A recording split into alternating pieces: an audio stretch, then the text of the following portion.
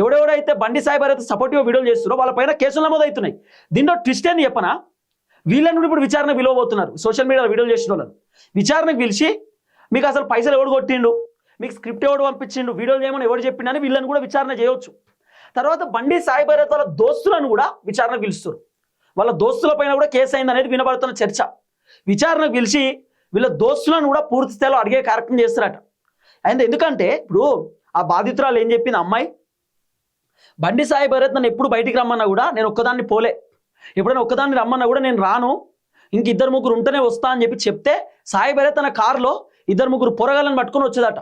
అంటే ఇద్దరు ముగ్గురు అమ్మాయిలను ఓ నలుగురు అబ్బాయిలను తీసుకొని ఎప్పుడైనా కూడా బయటకు వచ్చేదట.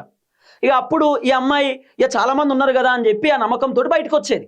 కానీ భగీరథ్ మాత్రం ఈ అమ్మాయికి మాయమాటలు చెప్పి సైడ్కు తీసుకొచ్చేదట. సైడ్కు తీసుకొచ్చి 31st నైట్ ఆ అమ్మాయిని ఇబ్బంది పెట్టిండనేది వినబడుతున్న చర్చ.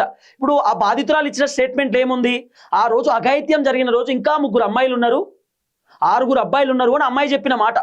మరి 6 అబ్బాయిలు ఎవరో తెలవాలి కదా. అందుకే బండి సాయి భగీరథ్తో ఉన్నటువంటి వ్యక్తులపైన కూడా కేసులు పెట్టి విచారణ పిలుస్తున్నారు.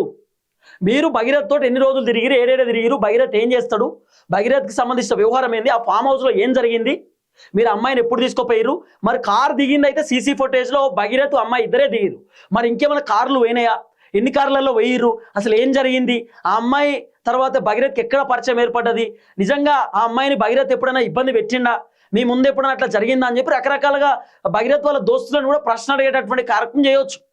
భగీరథ్ని ప్రశ్నలు అడిగితే భగీరథ్ ఒప్పుకున్నాడట, ఎస్ నేను అబ్బాయిని ఇబ్బంది పెట్టినా అని చెప్పి చాలా క్లియర్గానే ఒప్పుకున్నాడు. అమ్మాయిని నేను నిజంగానే ఇబ్బంది పెట్టినా ఫామ్ హౌస్ తీసుకుపోయి అని చెప్పి భగీరథ్ ఆయన నిజం ఒప్పుకున్నాడు, ఆయన చేస్తే తప్పు ఒప్పుకున్నాడు అనేది వినబడుతున్నటువంటి అంశం. కాబట్టి ఆయన ఫోన్లో ఉన్న డేటా మొత్తం ఎరేజ్ చేసిరట. ఇప్పుడు అసలు కేసు తీవ్రతను చూస్తుంటే బండి భగీరథ్ సుమారు ఒక 20 ఏళ్ళ జైలు శిక్ష పడే అవకాశం ఉందేమో అనిపిస్తుంది. ఎందుకంటే అమ్మాయి కుటుంబ సభ్యులతో కూడా న్యాయమూర్తి చెప్పినారట, నా పైన మీకు నమ్మకం ఉందా, నమ్మకం లేదంటే చెప్పండి, నీ కేసు నుండి నేను తప్పుకుంటా, వేరే వాళ్ళు జడ్జిమెంట్ ఇస్తారు అని చెప్పి జడ్జి గారు చెప్పినారట. అంటే ఈ కేసు ఎంత కీలకంగా మారిందో చూడండి. ఆఖరికి అమ్మాయి స్టేట్మెంట్ రికార్డ్ చేసిన కేసు సంబంధించినటువంటి ఏదైతే సెక్షన్లో ఆల్టర్ చేసిరు, కారణం ఏంది, ఇంత పెద్ద పెద్ద సెక్షన్లు ఎందుకు పెట్టిరు, 5, 6 రెడ్ విత్ యాక్ట్ ఎందుకు పెట్టిరు, అట్లా పెట్టడానికి గల కారణం ఏంది అంటే కేసు తీవ్రత చాలా ఎక్కువ ఉంది, చాలా కీలకంగా ఉంది కేసు కాబట్టి సెక్షన్లు పెట్టిరు.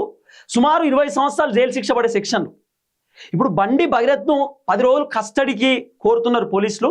మరి బండి భగీరథ్ తప్పు చేసిండు కన్ఫామ్ అని తెలిస్తే, ఇంకా సాక్ష్యాలు బలంగా ఉంటే 20 ఏళ్ళు జైలు శిక్ష పడే అవకాశాలు కూడా ఉండొచ్చు అనేది వినబడుతున్న చర్చ. ఫోన్లో అయితే డేటా లేదట, 17 Pro ఫోన్లో డేటా ఏం లేదట, మొత్తం కొలాబ్ చేసిరు.